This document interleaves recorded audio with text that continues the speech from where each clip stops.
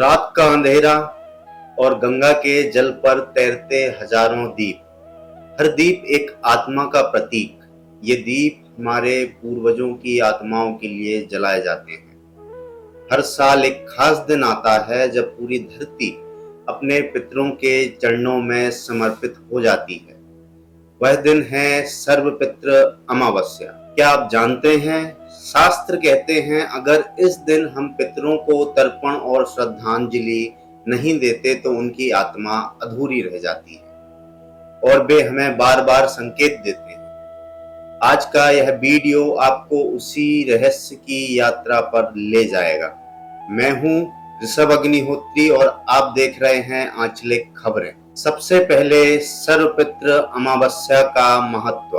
हिंदू धर्म में अमावस्या तिथि को पितरों की तिथि कहा गया है। आश्विन मास की अमावस्या को कहते हैं सर्वपितृ अमावस्या, यानी वह दिन जब जिन पूर्वजों का श्राद्ध अलग अलग तिथियों पर न हो सका हो, उनका श्राद्ध एक साथ इस दिन किया जाता है। 2025 में यह तिथि 21 सितंबर रविवार को आएगी। इसे पितरों की विदाई का दिन भी कहा गया है। मान्यता है कि इस दिन जब हम तर्पण और पिंडदान करते हैं तो हमारे पूर्वज संतुष्ट होकर लौट जाते हैं और अपने वंशजों को सुख, शांति, धन और समृद्धि का आशीर्वाद देते हैं। अगर यह ना किया जाए तो कई बार जीवन में पितृदोष का प्रभाव भी बढ़ जाता है। शास्त्र कहते हैं पितृ संतोषे सर्वम भवति, यानी पितरों की प्रसन्नता से ही जीवन में सब कुछ संभव है। आइए अब हम गंगा स्नान और उसका रहस्य इस दिन के लिए जानते हैं। गंगा भारत की आत्मा है, इसे पाप नाशनी और मोक्षदायिनी कहा गया है।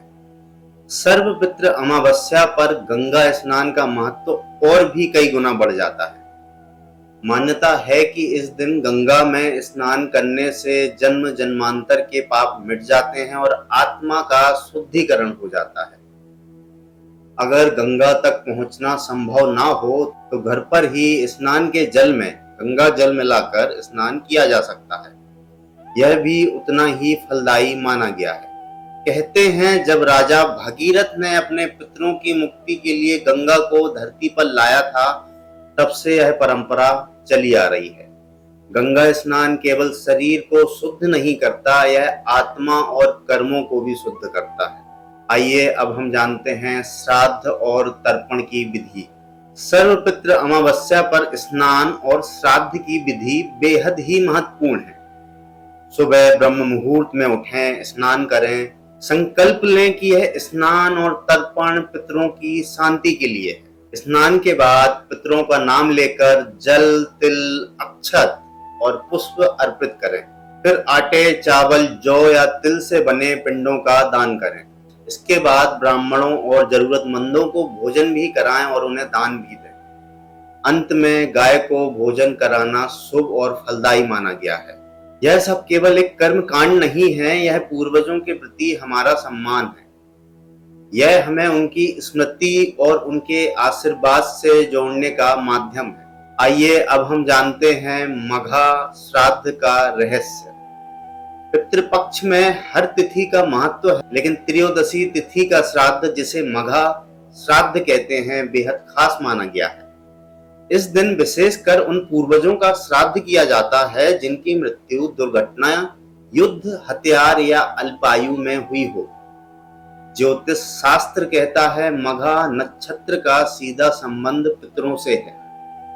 जब त्रयोदशी तिथि और मघा नक्षत्र का संयोग होता है तो उसका फल कई गुना बढ़ जाता है। इसके लाभ भी अद्भुत हैं। इसे करने से पितृदोष से मुक्ति मिल जाती है, परिवार को सुख, समृद्धि और वंश की वृद्धि का आशीर्वाद मिलता है। पूर्वजों को मोक्ष और प्रेत योनि से मुक्ति मिल जाती है और सबसे अहम, परिवार में अकाल मृत्यु का खतरा कम हो जाता है।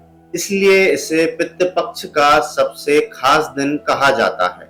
आइए अब हम बात करें पितृपक्ष प्रदोष और मासिक शिवरात्रि का संयोग। 2025 में एक दुर्लभ और अद्भुत संयोग बन रहा है। पितृपक्ष में प्रदोष व्रत और मासिक शिवरात्रि का संगम। शास्त्र कहते हैं प्रदोष काल में भगवान शिव की आराधना करने से जीवन के सारे बंधन टूट जाते हैं और साधक को असीम सुख और समृद्धि प्राप्त होती है। जब यह तिथि पितृ पक्ष में आती है तो इसका पुण्य फल दोगुना हो जाता है।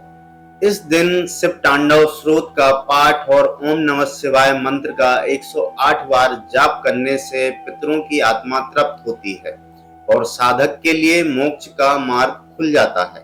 सोचिए, हमारे पूर्वज जिन्होंने हमें यह जीवन दिया, अगर हम उन्हें एक दिन भी याद ना करें तो क्या हम वास्तव में उनका ऋण चुका पाएंगे? सर्वपितृ अमावस्या हमें यही अवसर देती है।